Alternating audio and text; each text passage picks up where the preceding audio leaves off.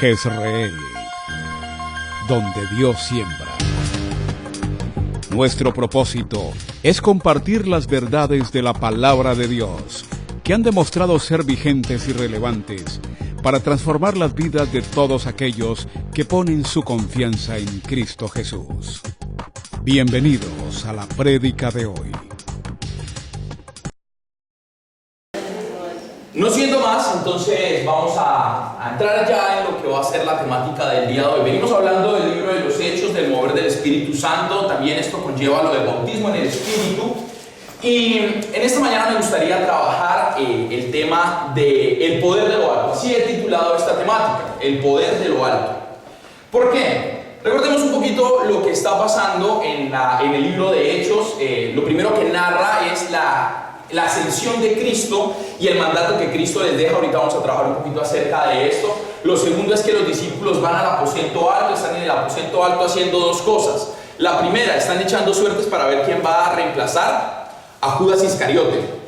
Lo segundo, están en un tiempo de oración.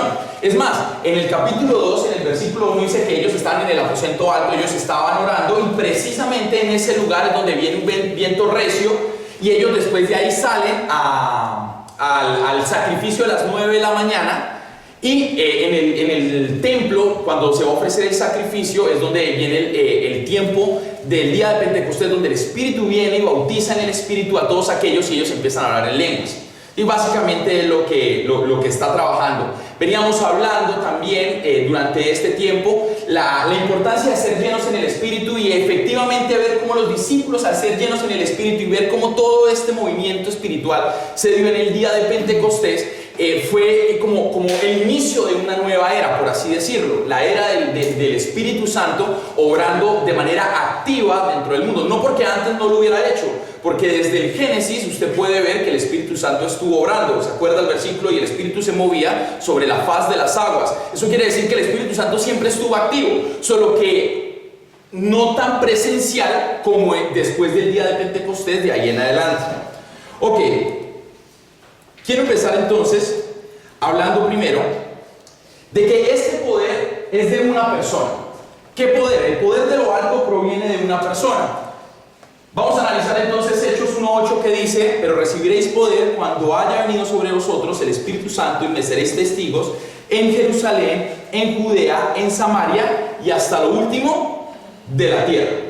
Eso es lo que dice Hechos 1:6. Quiero relatar un momento el tiempo de la ascensión. Está Jesucristo, les está dando las últimas pautas. Ellos le están preguntando, y recordemos lo que vimos cuando vimos este pasaje. Los discípulos le preguntan: bueno, ¿y no vas a rescatar a Israel? ¿Y qué le dice Cristo a sus discípulos? A mí no me corresponde ni ese tiempo ni las sazones de decirles si es el tiempo de salvar a Israel. Ustedes por ahora entonces les voy a dejar una gran tarea que tienen que llevar a cabo. Y de ahí es que le dice este pasaje de Hechos 1:8: pero recibiréis poder cuando haya venido sobre vosotros el Espíritu Santo. Mire, el día de Pentecostés, que es el día de las cosechas, 50 días después de que se lleva a cabo la muerte de Cristo, quiero recordar que la Pascua fue celebrada el día después del sacrificio de Cristo. Cristo muere en cronología judía, muere un miércoles. Al otro día era un día de reposo, por eso es que ellos rápidamente recogen todas las cosas porque tienen que ir a celebrar la Pascua. Al otro día es día de reposo y de ahí al domingo es que resucita Cristo. Cristo resucita en realidad un sábado, para Shabbat, ¿sí? Para Shabbat, la palabra Shabbat traduce literalmente sábado, ¿sí? Por eso es que cuando los discípulos al otro día fueron a revisar la tumba, o sea, un domingo fueron a revisar la tumba ya estaba vacía. Ellos no podían ir en el Shabbat. ¿Por qué? Porque eso se consideraba trabajo y ellos no podían ir a revisar la tumba. Por eso esperan hasta el domingo para poder ir a revisar la tumba, ¿sí? Esto es en cronología. Pero después de estos 50 días, después de este sacrificio pascual, este sacrificio de redención, ¿sí? Pasa y llega la fiesta de las cosechas, es el día de Pentecostés. Y para esta fiesta, cuando el Espíritu viene, literalmente lo que hace es un mover en la vida de las personas. Ese poder fue investido. Cuando el versículo del 1 al 8, el 1:8, perdón, dice: pero recibiréis poder, lo que quiere decir es revestir. Ustedes serán revestidos de un poder. Mire, yo creo que eso es principal principal de decir, porque a veces pensamos que las proezas que aparecen en la Biblia fueron hechas por hombres que generaron este poder para poder realizar las labores que fueron dadas. Pero es que el poder de lo alto proviene del Espíritu de Dios, el cual iba a llegar en el día de Pentecostés y de ahí en adelante iba a llevar una labor a cabo. Quiero decirle, y le anoto esta frase, no se trata de nuestro poder, sino del poder del Espíritu Santo. No dependemos de un poder abstracto, sino de una persona cuya presencia es necesaria para lograr adquirir y conservar ese poder. Mire, esto no es como los superhéroes que vemos hoy en día, que nacen ya dotados con un poder y que efectivamente conservan ese poder eternamente y para siempre. El poder que usted y yo tenemos es un poder que se nos es dado para labores y misiones específicas. Si usted no realiza la misión, ¿qué pasa con ese poder? Se apaga. No se va o no se quita a menos de que Dios quiera quitar. Ese poder se apaga, se minoriza. Así que cuando hablamos de que iban a recibir poder estos discípulos para ser testigos a todas las naciones, es que iban a ser embestidos de ese poder, que de lo alto iba a descender un poder que efectivamente les iba a hacer llevar el mensaje del Evangelio de una manera mucho más efectiva a las naciones, primeramente a Jerusalén, luego a Judea, luego a Samaria y hasta lo último de la tierra. Si usted lee detenidamente el libro de los Hechos, se va a dar cuenta que fue llevado a cabo así. Primero arranca en Jerusalén, luego sale para Judea, luego va a Samaria con Felipe y llega hasta lo último de la tierra con Pablo. Efectivamente se cumple la promesa que Cristo les había dicho en Hechos 1:8. Este poder tiene unas características. Primera característica, este poder es poder de un carácter santo. Ahorita las vamos a ir desarrollando. Segunda característica, este poder es de la verdad. Tercera característica, este poder convence a los hombres de pecado. Cuarta característica, es el poder que da dones sobrenaturales y santidad divina. Quinta característica, es el poder de las obras providenciales. Sexta característica, es el poder del amor. Séptima característica, da poder para servir. Octava característica, el poder debe gobernar la iglesia. Y la novena característica, que no está ahí, no sé por qué no está ahí, es da poder para el sufrimiento. Ya ahorita vamos a hablar de la última. Primera característica. Entonces, es el poder de un carácter santo. Por favor, vaya a su Biblia en el libro de los Hechos, en el capítulo 2, en el versículo 14. Yo me voy a saltar un poquito porque con Osvaldo estuvieron estudiando del 1 al 5, ¿verdad?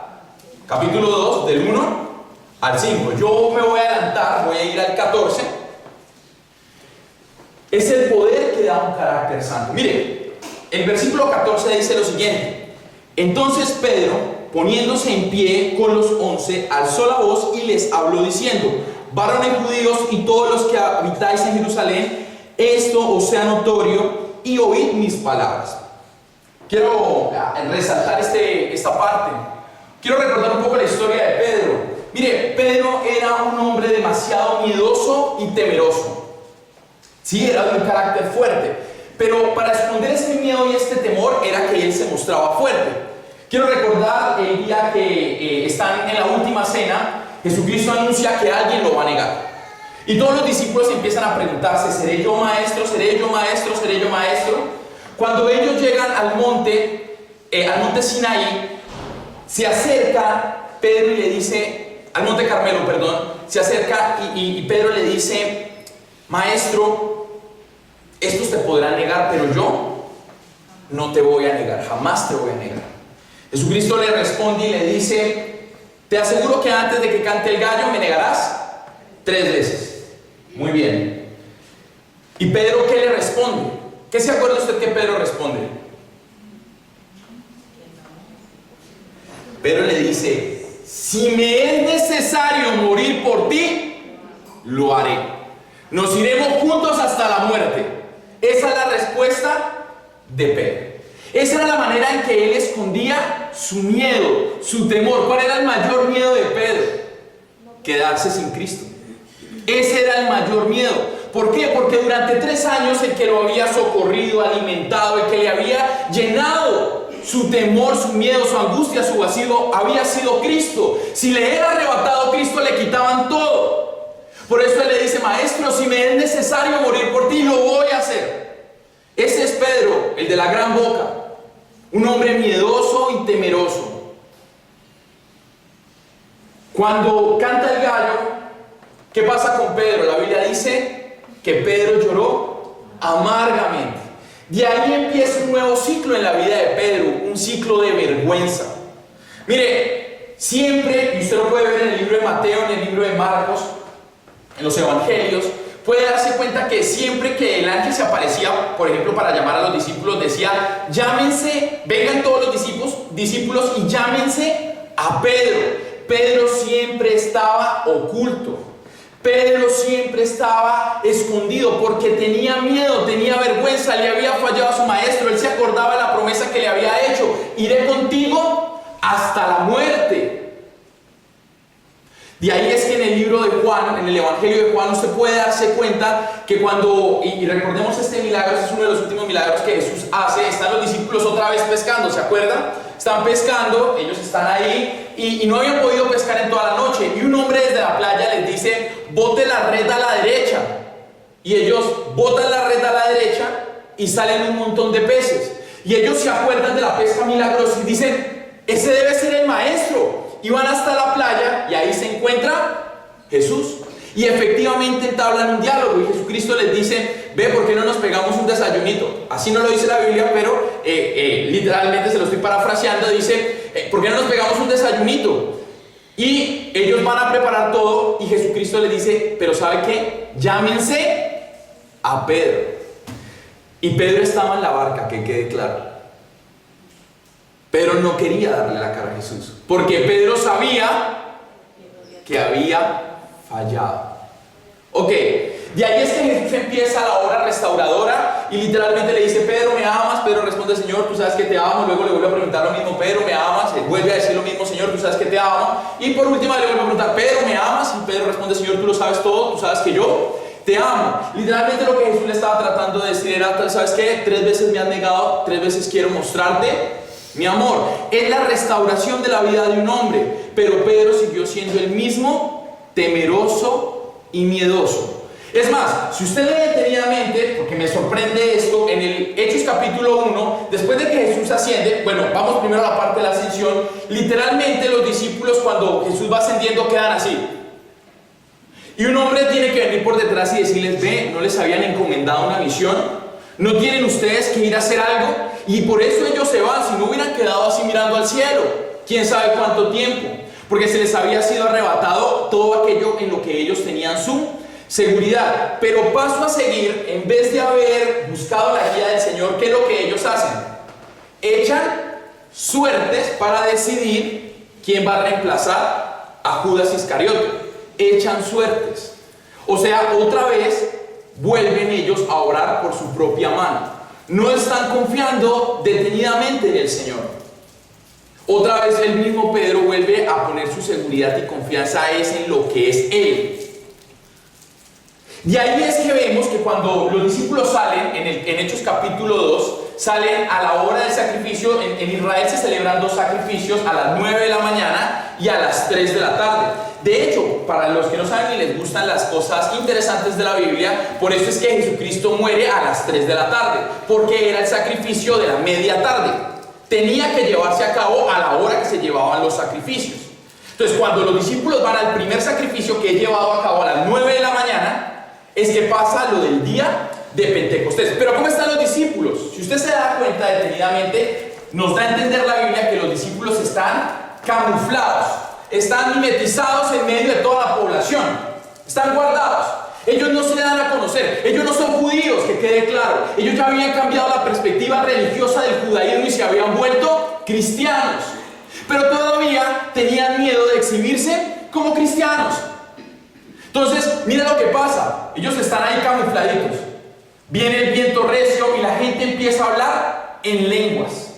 Ahora, quiero aclarar un poco más bien profundizar un poco en lo que habían hablado del don de lenguas.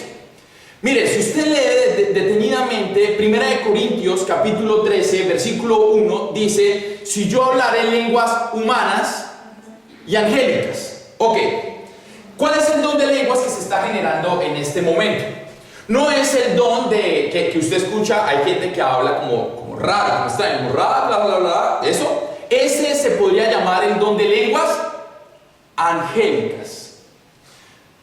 Este don que se dio ese día es el don de lenguas humanas.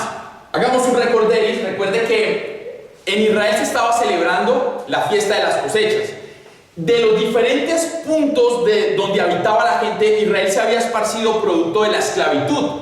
O sea, había gente que vivía en diferentes territorios, que tenía familia judía, pero ellos eran gentiles, aunque respetaban la cultura judía, y ellos por eso fueron al templo a celebrar el sacrificio el día de las cosechas o Pentecostés.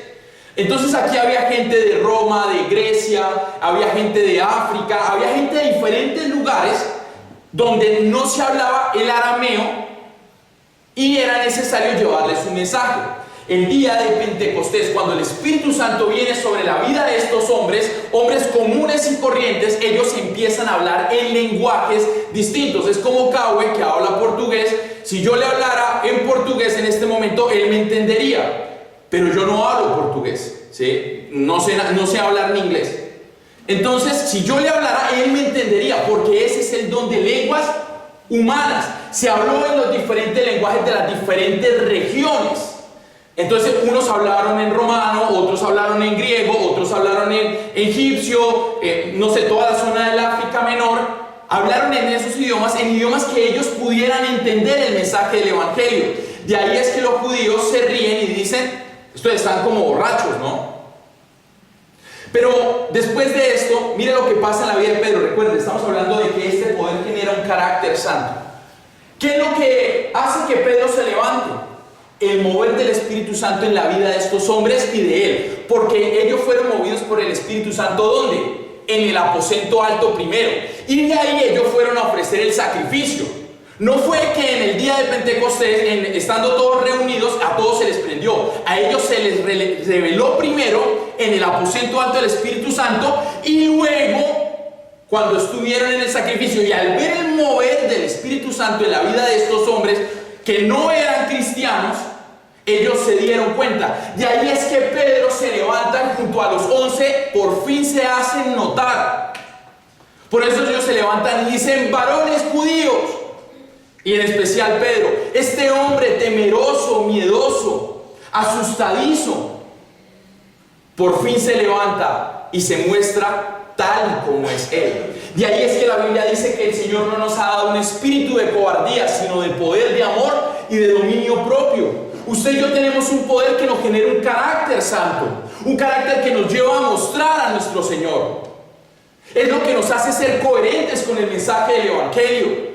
El Espíritu de Dios que está en usted y que está en mí es lo que nos lleva a hablar de Cristo. Por eso es que Pedro, el hombre miedoso, ahora tiene valentía, tiene fuerza, tiene gallardía, tiene berraquera para levantarse y decir: varones, hermanos judíos, y todos los que están aquí de las diferentes provincias, tengo que darles un mensaje, tengo que hablarles. Porque el Espíritu que habita en Pedro le activa para llevar el mensaje. Lo segundo que pasa es que el poder nos lleva a la verdad. Y por razón de largura de versículos, no les puse los pasajes para que no fuera tedioso la diapositiva.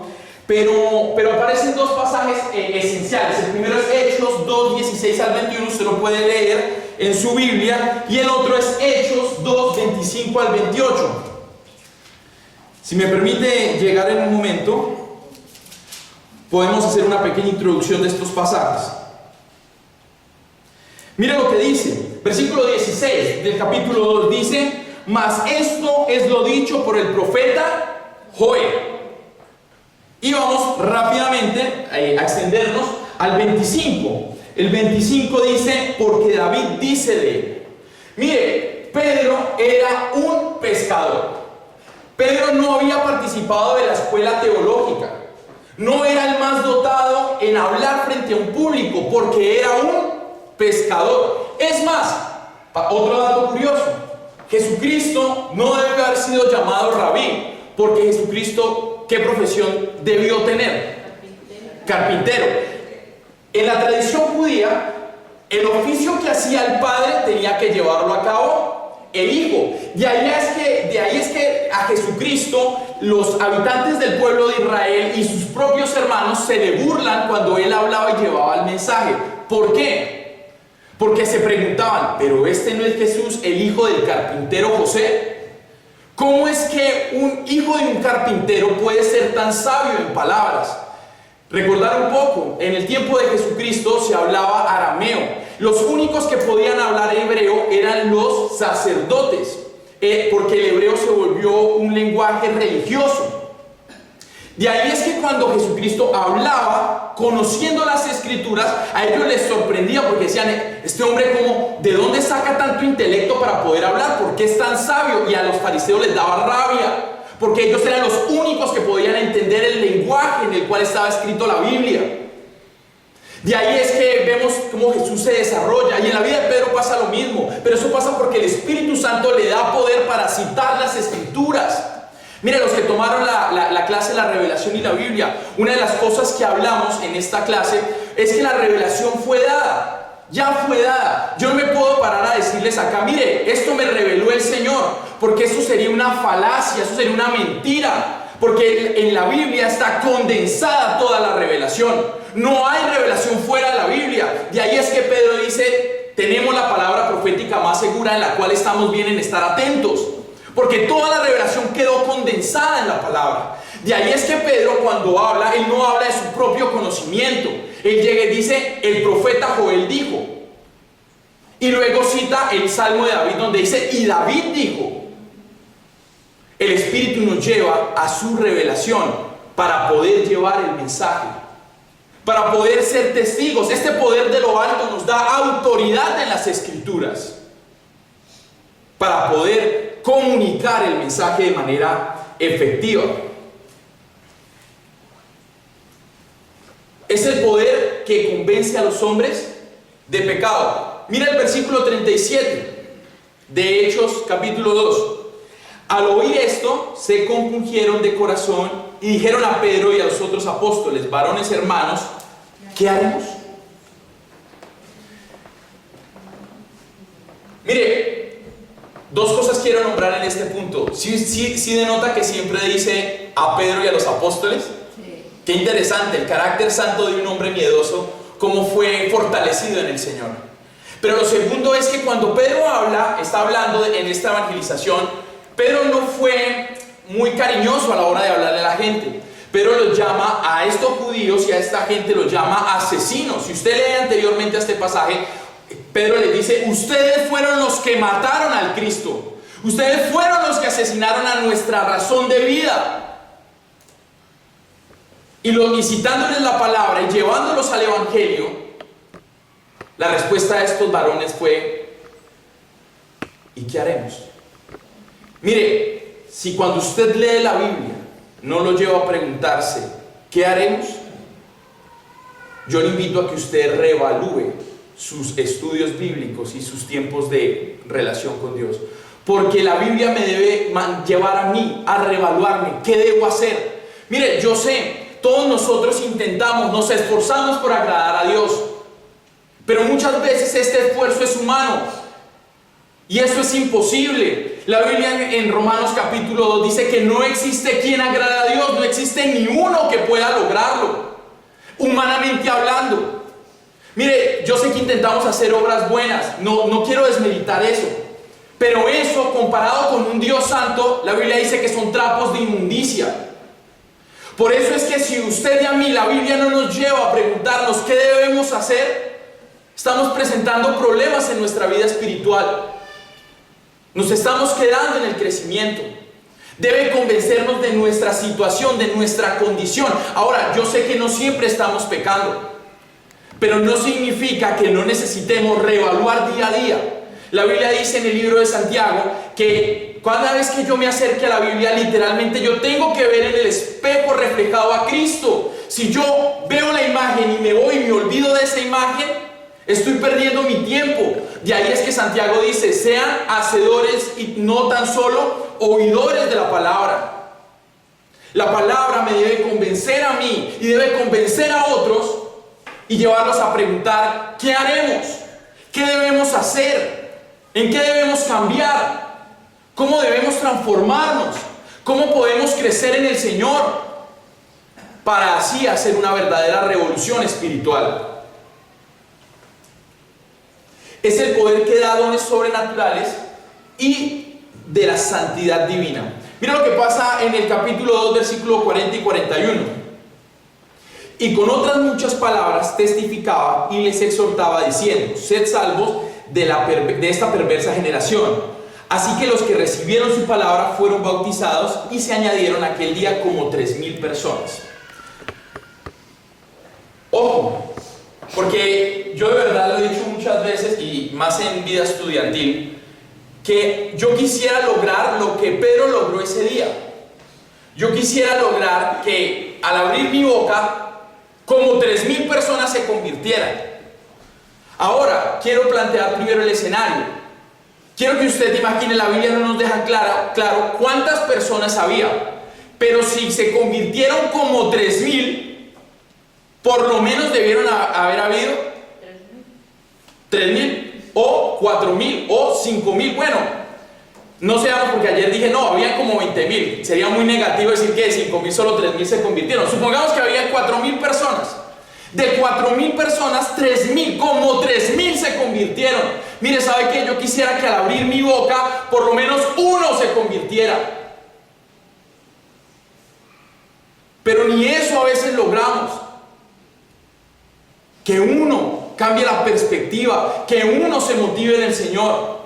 Mire, y es que el poder de lo alto nos da dones sobrenaturales.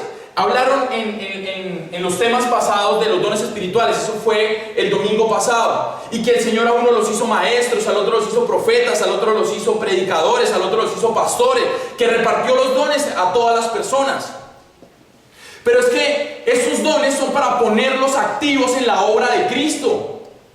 No es para que usted, uno, se jacte de tener ese don, o dos, para que usted no lo utilice. Usted está en la obligación, porque le fue dado ese don para que usted fuera buen administrador del don.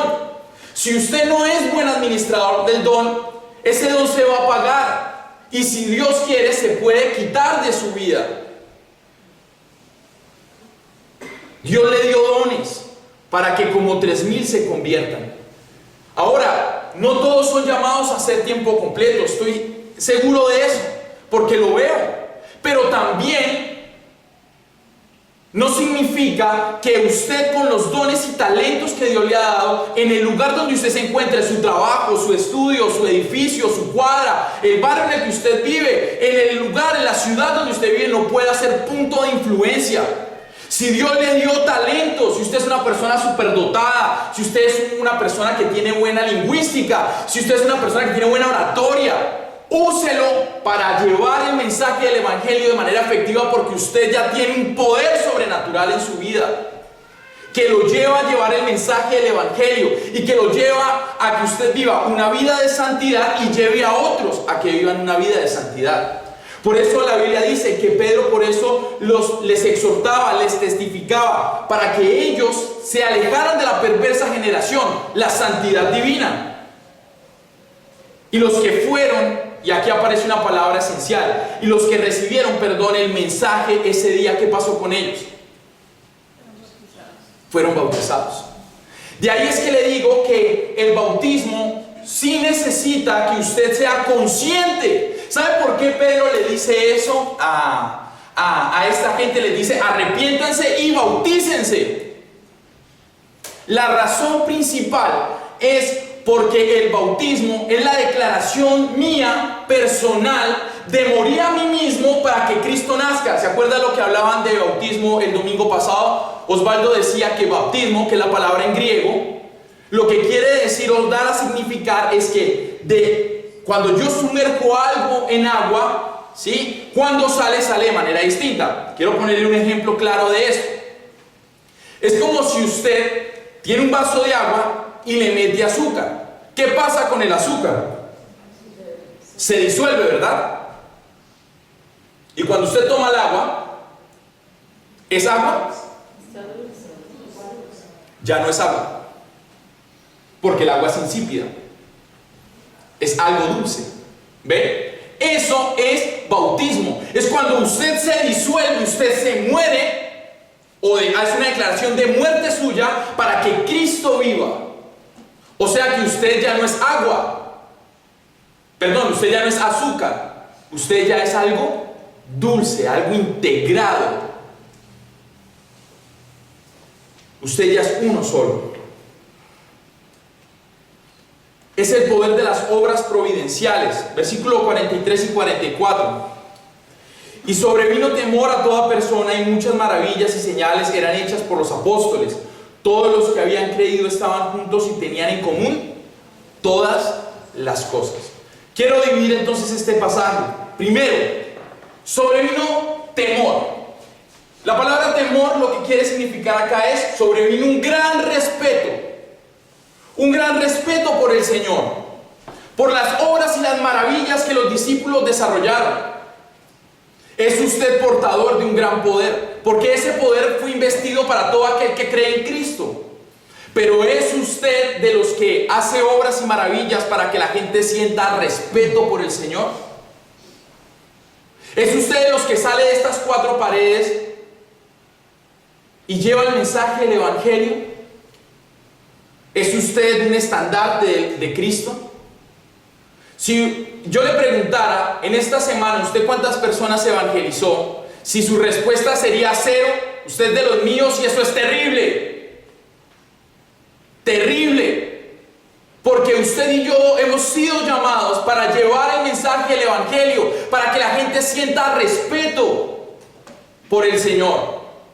Para que la gente quiera buscar al Señor, porque la segunda parte dice, todos los que habían creído estaban juntos y tenían en común todas las cosas.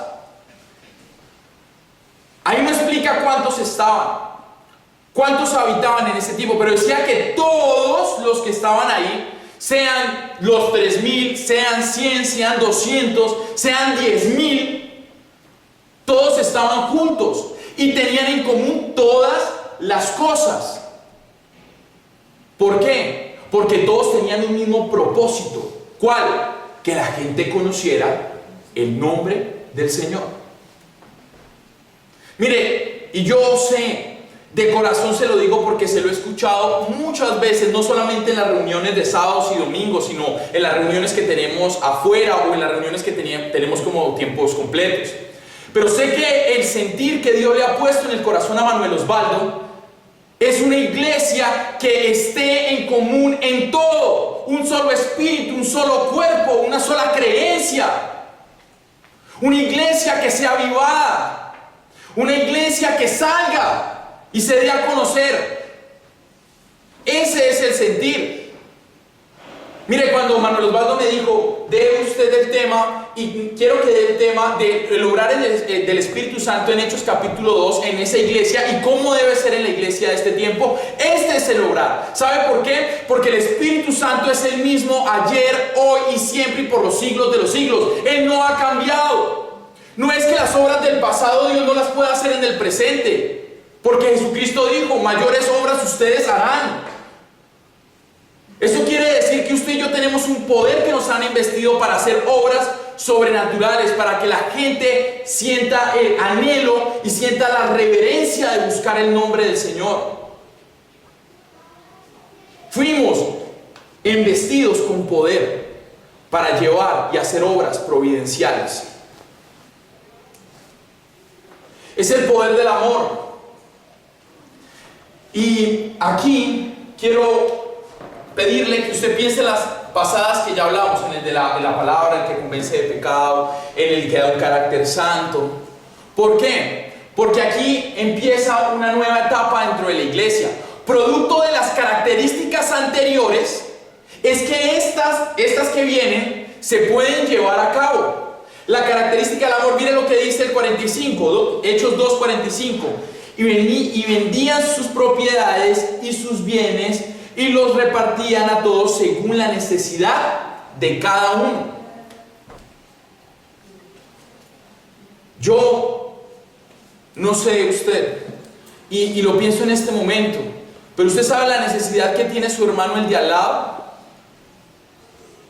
¿Usted sabe qué necesita? Porque si Dios le ha dado a usted, ¿no debería usted actuar como esta iglesia? Mire lo que pasaba en esta iglesia. Ellos cogían sus propiedades, sabían que un hermano estaba en necesidad y no les importaba vender sus propiedades para que ese hermano que estaba mal estuviera bien. Ahora, perdónenme, porque la Biblia en este sentido sí habla de un comunismo, no el comunismo barato que nos venden hoy en día, que es una distorsión del comunismo cristiano. Si usted lee el libro de Levítico, si usted lee el libro de Números, si usted lee las leyes antiguas, habla de que había comunismo, se pensaba en el otro, todos tenían que estar igual. De ahí es que si usted era deudor de su hermano, si pasaban 7 años su deuda quedaba perdonada. Si usted no lo había alcanzado a pagar, quedaba perdonada. Acá no pasó nada en el año de la remisión. ¿Por qué? Porque se pensaba en el otro. No debía haber un amo sobre un esclavo. Y por eso es que la iglesia primitiva estaba movida por el amor y no les importaba vender sus propiedades. No les importaba darse por el otro, con tal de que el otro estuviera bien. Era el amor lo que los motivaba.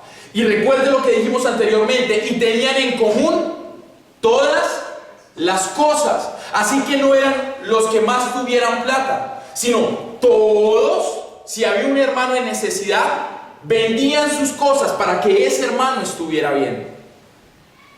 Tenían un mismo sentir, tenían un mismo propósito. Producto del amor da poder para servir. Claro, recordemos lo que se había dicho el domingo pasado. El servicio debe ser servicio por amor. Debe ser servicio por amor. Mira lo que dice el 46 y el 47a. Dice: y perseverando unánimes cada día en el templo, partiendo el pan en las casas, comían juntos con alegría y sencillez de corazón, alabando a Dios y teniendo favor con todo el pueblo. ¿Qué hacían ellos? Primero, servían a sus hermanos. Entonces, ellos pasaban tiempo juntos, iban a la iglesia, compartían, comían el pan, alababan con gozo y sencillez de corazón. Lo hacían entre hermanos, entre su familia espiritual. ¿Sí? Pero no se quedaban en la iglesia, porque el final dice: y tenían favor con todo el pueblo. Usted no es llamado a servir dentro de la iglesia solamente. Usted es llamado a servir a todo el pueblo, tanto cristianos como no cristianos. Usted no es llamado a juzgar a la gente. Usted es llamado a servir y a amar a la gente. Y me encanta esta parte porque me recuerda que la iglesia fue dada para que usted y yo tengamos favor por la gente. Esa era la diferencia, y Osvaldo lo ha dicho muchas veces. Hay una clase que se dio dentro de la academia para volver otra vez a la iglesia primitiva, y muchos escribieron: nos gustaría volver a la iglesia de antes y toda la situación. Pero es que esta es la iglesia de antes. Era la iglesia que en amor servía a la gente, que no discriminaba a las personas, sino que buscaba amar a las personas, para que las personas, recuerde lo que dijimos anteriormente, tuvieran temor, respeto, reverencia por ese gran Dios. Ese es el poder que el Espíritu Santo nos ha dado de lo alto, que lleva estas 8 características que hemos visto, estas 7 características que hemos visto hasta este momento. Por eso, ese poder es el que debe gobernar la iglesia. Debe gobernar la iglesia. Y mire, yo acá quiero hacer un énfasis, y me perdonarán porque de pronto voy a sonar un poco cruel, pero la iglesia no es Manuel Osvaldo, la iglesia no es Hilda, no es Soleil, no es Liliana, no es Yacine, no es Alejandra, no es ningún tiempo completo. Es más, nosotros cesaremos, porque somos simples herramientas. La iglesia no la gobierna Osvaldo, esta iglesia no la gobierna Osvaldo, esta iglesia la gobierna el Espíritu Santo, quien es nuestro eje transversal, nuestro eje principal. Él es el que mueve los circuitos de esta iglesia. Y si usted lo ve en Hechos 2:47 en la parte B, dice: y el Señor añadía cada día a los que habían de ser salvos. Si usted es de los que asiste a las reuniones, a los discipulados para agradar a hombres, yo le invito a que usted reevalúe sus convicciones, porque es que usted y yo somos gobernados por el Espíritu de Dios, quien gobierna la iglesia.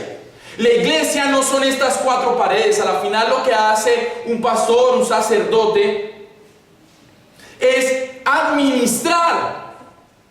Pero no somos los dueños de la iglesia. El dueño de la iglesia es Cristo, porque Él fue el que murió por la iglesia. Me fascina una frase de Lutero. Cuando Lutero ya empezó a coger mucha fuerza, a los que iban a su iglesia los llamaban los luteranos. Y hay una frase que Lutero dice, y es la siguiente: no entiendo por qué se llaman luteranos. ¿Acaso fui yo el que fue a morir a la cruz? Y qué bueno es restablecer los valores como son. Lutero era un hombre, era una herramienta, pero fue Cristo el que murió en la cruz. Osvaldo es un hombre, un gran maestro, pero es un hombre, una herramienta. Y los que presidan acá en este púlpito seremos herramientas. Pero la iglesia es gobernada porque es el Señor el que la hace crecer todos los días. Es el Señor el que nos lleva a ese crecimiento.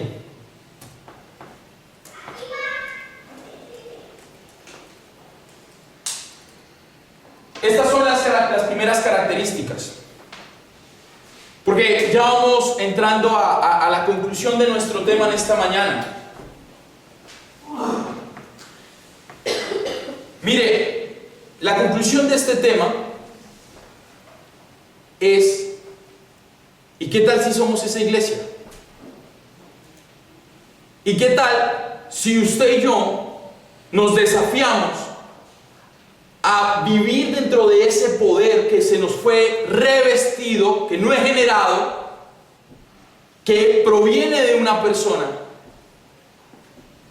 Y somos la iglesia que transforma y revoluciona esta sociedad. Yo sé, esta sociedad día a día se está perdiendo. También veo noticias, también veo todo lo que ustedes ven. Sí, tampoco estoy de acuerdo con cosas. Pero ¿qué estamos haciendo como iglesia? Mire, no sé si usted sepa, pero la enfermería como profesión nació por una mujer cristiana que, leyendo la Biblia, vio la necesidad de sanar y cuidar enfermos. Y esa mujer se dio por la gente. De ahí nace la profesión de la enfermería. ¿Quieren saber cómo la iglesia católica o cristiana en ese tiempo, porque no había distinción en ese momento, logró ser la religión de un pueblo como el Imperio Romano? Sencillo. ¿Sabe qué hacían los cristianos? Dos cosas. Primero, cuando un hijo nacía defectuoso en la antigua Roma, defectuoso, y perdón, es que así lo tratan ellos, nacía con un brazo más corto, nacía con problemas cerebrales o cualquier condición que de pronto en ese tiempo era discriminatoria. ¿Sabe qué hacían los romanos? Cogían a ese niño y lo sacaban de la ciudad y lo dejaban a su suerte. ¿Se acuerda de Rómulo y Remo? Ellos repiten esa historia y ellos dejan a esos niños allá a morir. ¿Sabe qué hacían los cristianos? Iban y rescataban a esos niños. Y cuando eran hombres y ya podían votar y ya podían tener carácter de decisión y eran de influencia, ellos se acordaron de los cristianos. ¿Saben qué más hacían los cristianos en los tiempos de guerra? Roma tenía una máxima, y eso es lo mismo con los niños. Era que si usted estaba débil, no servía. No servía si usted era un hombre débil. Entonces a los heridos en guerra los dejaban morir porque ya no servían. Entonces los cristianos a estos heridos en guerra iban y los sanaban, los curaban, los alentaban, los ayudaban. Y luego, cuando ellos salían y volvían a ser los comandantes y toda esta situación, se acordaban que los cristianos los habían sanado. De ahí es que el cristianismo empezó a cobrar relevancia en un imperio. La iglesia no llegó a ser la iglesia que usted conoce de la noche a la mañana. No fue que alguien dijo, ay, vamos a hacer una iglesia. No fue así. Tuvo un trabajo de hombres que sirvieron llenos del Espíritu para sanar y cuidar gente. El cristianismo ha sido tan relevante que ha generado universidades, ha generado colegios, ha generado cambios. La primera universidad, la Universidad de Bolonia, fue una universidad hecha por cristianos. Cristianos movidos por el Espíritu. Nos quejamos de esta sociedad, pero no la transformamos. No somos punto de referencia porque preferimos apagar el poder del Espíritu y mimetizarnos como los discípulos en el libro de Hechos. Recuerde, ellos estaban escondidos. Así arrancamos este tema, hasta que vieron el obrar del Espíritu y decidieron levantarse, decidieron salir de la secreta. Y yo creo que usted y yo debemos salir de la secreta. Debemos ser puntos de referencia para la gente. Ahora usted me dirá, pero yo me siento demasiado anciano y cansado. ¿Sabe a los cuántos años Moisés tomó el ministerio? A los 80. A los 80. Así que la edad no debe ser un punto de diferencia entre los que tienen que hacer el cambio y los que van a hacer el cambio. Tiene que ser algo que active en mi vida ese cambio. Ahora, yo también vivo en una preocupación y se lo he dicho muchas veces a mis jóvenes. Siento miedo porque siento que la iglesia, y me perdonarán lo que voy a decir, siento que la iglesia se está transformando en personas adultas, muy adultas. ¿Y en dónde están los jóvenes que van a transformar? ¿Dónde están los jóvenes que van a cambiar el mundo? ¿Dónde están los jóvenes que van a llevar el mensaje de Cristo a todas las personas por medio de profesiones? Jóvenes que se sacrifiquen. Mire, cuando escuchaba en este congreso la historia de estos grandes hombres, Manuel Osvaldo, Roosevelt, Oscar, había algo que yo llamaba misión sacrificial. ¿Qué era la misión sacrificial? Literalmente los enviaban a territorios sin nada. Y ellos tenían que buscar casa, tenían que buscar alimento, tenían que buscar refugio, tenían que buscar lugar de congregación. Osvaldo con 19 años tomó esa decisión. ¿Sabe qué? Yo me siento tan pobre en el sentido espiritual al ver que estos hombres se sacrificaron así. Pero me siento tan rico en el sentido de que hemos logrado, tengo, mientras que ellos no tenían nada. Y llevaban la misión del evangelio a la gente. Esa es la iglesia. Eso es iglesia y ese es el poder. ¿Sabe por qué lo hacían? Porque creían, tenían fe, estaban convencidos. De ahí es que el logo de Senfol es una paloma. Porque ellos están convencidos que es a través del Espíritu que se logra. Pero es que usted y yo hemos sido revestidos con ese poder. Usted y yo tenemos ese poder. ¿Qué tal si somos esta iglesia? ¿Qué tal si somos la iglesia que después de estos 25 años ya llegamos a 25, pero habrán otros 25 y muchos más hasta que el Señor venga? No sabemos cuándo es. En los cuales debemos ser la iglesia que marque la diferencia. Recuerde estas 9 características que hemos visto. Me faltó una que no está dentro de las diapositivas. Nos da carácter para aguantar el sufrimiento. No la vi relevante e importante en su momento, pero ¿sabe qué? Creo que es necesario nombrarlo. El Espíritu Santo nos capacita para sufrir. Eso fue lo que hizo con estos grandes hombres, tanto de la iglesia primitiva como los de los inicios de Senfol. Eso fue lo que hizo. Le dio capacidad de aguante. Por eso no tenían miedo de llevar el mensaje del evangelio. Y es que el Espíritu Santo aún nos capacita para poder sobrellevar las cargas y sufrimientos y angustias que tenemos.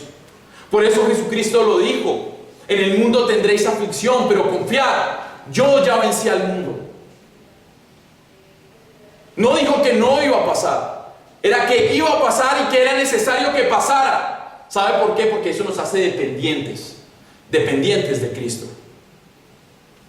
Esa es la iglesia. Estas son las primeras 5. Estas son las otras características que deben habitar y cohabitar en usted. Mire, si recordamos la tarea que les dejó Osvaldo, 1 Corintios capítulo 12, Romanos capítulo 12, Efesios capítulo 4, donde habla de la unificación de la iglesia, de iglesia como cuerpo. Al recordar estos pasajes, lo único que podemos decir es que nos necesitamos los unos a los otros. Necesitamos a la iglesia. Porque la iglesia no son las paredes, la iglesia son las piedras vivas que la integran. Son esos órganos no independientes. ¿Se acuerda lo que dice el pasaje? La oreja no puede decir ¿por qué no soy ojo? Yo quisiera ser ojo, o nariz, o corazón. La oreja tiene que ser oreja. Y así sucesivamente con el resto de las partes del cuerpo. Es necesario, somos necesarios los unos de los otros. Hasta los órganos de más cuidado son protegidos por los órganos más fuertes. El cráneo es demasiado fuerte, protege el cerebro es demasiado delicado. Tienen que ser recubiertos. El cerebro no podría funcionar sin un cráneo, porque un golpe y ahí quedó. Por eso debemos estar unificados. Y yo creo que este tiempo y esto, el hablar del Espíritu Santo nos debe mover a nosotros como iglesias en FOL y en nuestra denominación, en nuestra parte Jerreel, nos debe llevar a ser unificados con un cuerpo y revestidos todos, poder llevar el mensaje del Evangelio de manera mucho más efectiva y eficaz a toda aquella persona. Yo estoy seguro que si el Señor a usted le ha permitido tener, no solamente económicamente, sino conocimiento, en actitudes, en todo lo que usted es para que usted se dé a otros, como la iglesia primitiva. El mover del Espíritu Santo, recuérdelo, de antes es el mismo de ahora, porque el Espíritu no ha cambiado, es el mismo. La palabra de Dios es la misma ayer, hoy y siempre y por los siglos de los siglos, no cambiará. Así que usted y yo debemos ser motivados en ese mismo espíritu a actuar como los de antes, para hacer de este tiempo algo mejor. No siendo más, ¿qué le parece entonces si oramos y le damos gracias a Dios por este tiempo? Yo le invito a que usted allí donde está, en una actitud de oración, usted hable con su Señor. No sé qué es lo que a usted de pronto le atemoriza o le angustia a la hora de exponerse como cristiano. Pero yo le invito a que usted le diga: Señor, perdóname porque no he cumplido la tarea como yo debería. Este poder que me ha sido dado, yo he decidido mantenerlo apagado. Y en esta mañana yo te pido en el nombre de Jesús que seas avivando en mí esa llama, que como Pablo le dijo a Timoteo, aviva el don que hay en ti, avívalo. Señor, aviva en esta mañana nuestro corazón, nuestra mente. Espíritu, tú nos has revestido de poder para poder llevar y ser testigos a la gente, para que todo el mundo sienta temor y reverencia de ti, para que todos te conozcan a ese gran Dios de amor. Perdónanos, Señor, si en nuestro corazón hemos decidido mantenernos en la secreta, donde nadie nos ve. Señor, y activa en nosotros el sentir de mostrarte, de darte a conocer, de que otros te vean, de que otros te conozcan. Señor, quita de nosotros toda limitación, tanto mental como física, que nos impida poder cumplir la labor. Que pase lo mismo que pasaba con Moisés, que entre más pasaban los años, él se sentía más fuerte, más vigoroso, más lleno de vida para poder proclamar al Señor. Espíritu de Dios, vuélvenos como estos grandes hombres que sin temor llevaban tu mensaje a todas las naciones. Porque cuando tú regreses, nos hallarás haciendo la tarea que debemos hacer. Señor, permítenos en esta semana estar reflexionando en estas palabras. Permítenos en esta semana, Señor, poder empezar a activar este don que tú nos has dado, este don sobrenatural. Señor, danos el carácter, danos la gallardía para poder llevar esta obra a cabo dentro de los lugares donde nos permiten desarrollarnos, Señor. Gracias por los trabajos que nos has dado, por los estudios donde podemos estar, Señor. Gracias por la ciudad donde nos has puesto, en esta ciudad, gracias, Señor. Pero que seamos puntos de referencia para las personas. Que no seamos simplemente cristianos de título, de renombre, de posición. Porque sí, tu palabra nos dice que somos hijos y es el Espíritu el que nos revela que somos hijos. Pero somos hijos para llevar a otros a que sean hijos y se reconcilien con el Padre. No para tener una posición. Tú nos has dotado de dones y talentos, Señor. Nos has dado capacidades especiales, a unos más, a otros menos, en diferentes cosas. Pero nos las has dado para que la gente vea tus maravillas. Para que la gente te conozca, te viva, Señor. Espíritu de Dios, aviva nuestro corazón, avívanos, Señor, a ser una iglesia diferente. Que estos 25 años que han pasado, Señor, sean motivo de agradecimiento siempre, porque has sido fiel, has sido bueno y grandes cosas has hecho. Pero, Señor, de aquí en adelante, por otros 25 o más, danos la misma berraquera y gallardía para poder llevar tu mensaje y para que todo el mundo te conozca como iglesia. En este tiempo donde todo está hecho de cabeza, donde a lo malo lo llaman bueno, a lo bueno lo llaman malo, seamos nosotros puntos de referencia, puntos de cambio para la gente. Por eso nos has revestido con poder, Señor. Dios mío, yo te pido en el nombre de Jesús, Espíritu de Dios, que siempre seas llevándonos cada día a un entendimiento más claro de ti, a través de tu palabra. Tu palabra es la verdad, Señor. Señor, siempre motiva nuestro corazón a razones de cambio, de mejoría. No permitas en el nombre de Jesús que cada vez que nos acerquemos a tu palabra y cada vez que le llevemos la palabra a otros, sea cerrado nuestro corazón, sino por el contrario, sea siempre viendo a ese gran Dios, para que otros te conozcan. Lo sé, Señor, este mensaje fue dado y por eso arrancamos hablando de Hechos 1:8, porque tú nos diste este poder, nos revestiste para que fuéramos testigos. Señor, muéstranos cuál es nuestra Jerusalén, muéstranos cuál es nuestra Judea, nuestra Samaria, hasta dónde debemos llegar. Y ayúdanos, Señor, en esta labor, en esta tarea. En el nombre de Jesús. Haznos siempre, Señor, entender a través de tu palabra qué debemos hacer. Y siempre hacernos esa pregunta: ¿a dónde quieres que vaya? ¿Cómo quieres que vaya? ¿En qué tiempo quieres que vaya? Y lo haremos, Señor. Motiva nuestro corazón, Señor. Motiva siempre, estimúlalo. Desafíalo, Señor, a grandes y mejores cosas. Gracias, Espíritu Santo, porque tú lo haces, porque tú eres guía.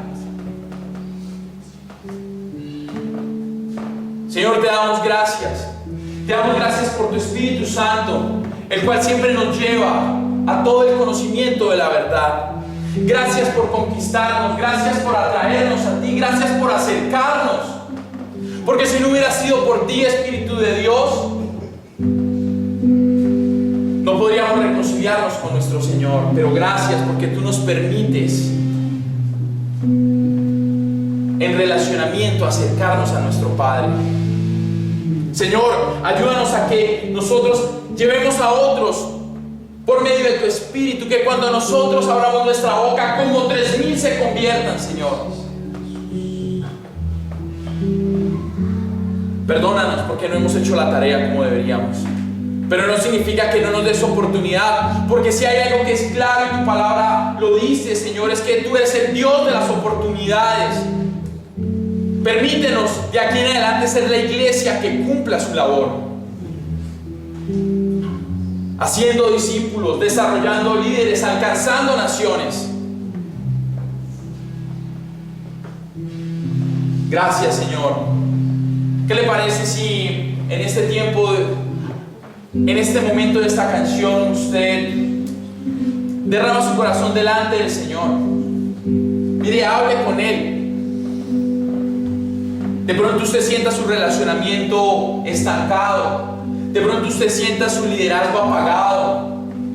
De pronto usted sea de aquellos que viene a la iglesia pero no se quiere discipular todavía, no quiere entrar en procesos de crecimiento. Yo le invito a que usted en esta mañana y de todo corazón usted diga: Señor, tal vez yo no quiero, pero tú eres el Espíritu que aviva lo que hay en mí. Tú eres el que revela mi espíritu, los secretos del corazón del Padre. Así que aviva mi corazón, avívalo en el nombre de Jesús,